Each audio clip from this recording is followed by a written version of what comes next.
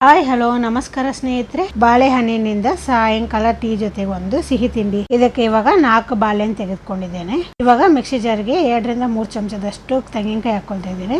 3 ಚಮಚದಷ್ಟು ಸಕ್ಕರೆ ಹಾಕೊಳ್ತಿದ್ದೀನಿ.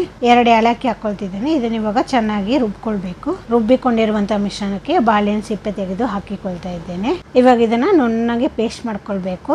ಇದು ನುಣ್ಣಗೆ ಪೇಸ್ಟ್ ಆಗಿದೆ. ಇವಾಗ ಒಂದು ಪಾತ್ರೆಗೆ ಹಾಕೊಳ್ತಾ ಇದ್ದೇನೆ. ಇವಾಗ ಇದಕ್ಕೆ ಗೋಧಿ ಹಿಟ್ಟು ಹಾಕೊಳ್ತಾ ಇದ್ದೇನೆ. ಹಾಗೆ 2 ರಿಂದ 3 ಚಮಚದಷ್ಟು ರವೆ ಹಾಕೊಳ್ತಾ ಇದ್ದೀನಿ. ಇವಾಗ ಇದನ್ನ ಚೆನ್ನಾಗಿ ಕಲಿಸ್ಕೊಳ್ಬೇಕು. ಮಧ್ಯೆ ಮಧ್ಯೆ ಇದಕ್ಕೆ ಹಿಟ್ಟು ಬೇಕಾದಾಗ ಹಾಕೊಂಡು ಚೆನ್ನಾಗಿ ಇದನ್ನ ಚಪಾತಿ ಹಿಟ್ಟಿನಾಗೆ ಕಲಿಸ್ಕೊಳ್ಬೇಕು. ದೇವ್ರ ಪೂಜೆಗೆ ಇಟ್ಟಂತ ಬಾಳೆಹಣ್ಣನ್ನ ತಿನ್ನಿ ಅಂದ್ರೆ ಯಾರು ತಿನ್ನಲ್ಲ. ಅದಕ್ಕೋಸ್ಕರ ಈ ತರ ತಿಂಡಿಗಳು ಮಾಡಬೇಕು. ಇವಾಗ ಇದನ್ನ ಚೆನ್ನಾಗಿ ನಾದ್ಕೊಳ್ಬೇಕು. ಚಪಾತಿ ಹಿಟ್ಟಿನಾಗೆ ಸಾಫ್ಟ್ ಆಗಿ ನಾದ್ಕೊಳ್ಬೇಕು. ಇವಾಗ ಇವುಗಳನ್ನ ಚಿಕ್ಕ ಚಿಕ್ಕ ಉಂಡೆಗಳಾಗಿ ಮಾಡ್ಕೊಳ್ತಿದ್ದೇನೆ. ಈ ತರ ಚಮಚದಲ್ಲಿ ಶೇಪ್ ಕೊಡ್ತಾ ಇದ್ದೀನಿ. ನಿಮ್ಗೆ ಯಾವ ತರ ಶೇಪ್ ಅಲ್ಲಿ ಸುಲಭ ಆಗುತ್ತೋ ಆ ತರ ಶೇಪ್ ಅಲ್ಲಿ ಮಾಡ್ಕೊಳ್ಳಿ. ಇವಾಗ ಕಾದಿರುವಂತ ಎಣ್ಣೆಗೆ ಹಾಕೊಳ್ತಾ ಇದ್ದೀನಿ. ಈಗ ಮಧ್ಯಮ ಉರಿಯಲ್ಲಿ ಇದನ್ನ ಚೆನ್ನಾಗಿ ಕಾಯಿಸ್ಕೊಳ್ಬೇಕು. ನಿಮಗೆ ಸಾಫ್ಟ್ ಆಗಿರೋದೇ ಇಷ್ಟ ಆಗುತ್ತೆ ಅಂತಿದ್ರೆ ಗೋಲ್ಡನ್ ಬಣ್ಣ ಬಂದಾಗೇ ತೆಕ್ಕೊಳ್ಬಿಡಿ.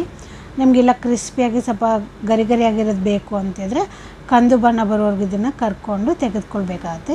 ಈ ರೀತಿ ಕಂದು ಬಣ್ಣ ಬರೋವರೆಗೂ ಕರ್ಕೊಂಡ್ರೆ 2 ದಿನ ಆದರೂ ಹಾಳಾಗಲ್ಲ. ಬನಾನಾ ಬಿಸ್ಕುಟ್ ರೆಡಿಯಾಗಿದೆ. ಒಂದ್ಸತಿ ಈ ಥರ ಮಾಡ್ಕೊಳ್ಳಿ, ತಿನ್ನಿ ಹೇಗಿದೆ ಅಂತ ಹೇಳಿ. ಓಕೆ, ಬಾಯ್.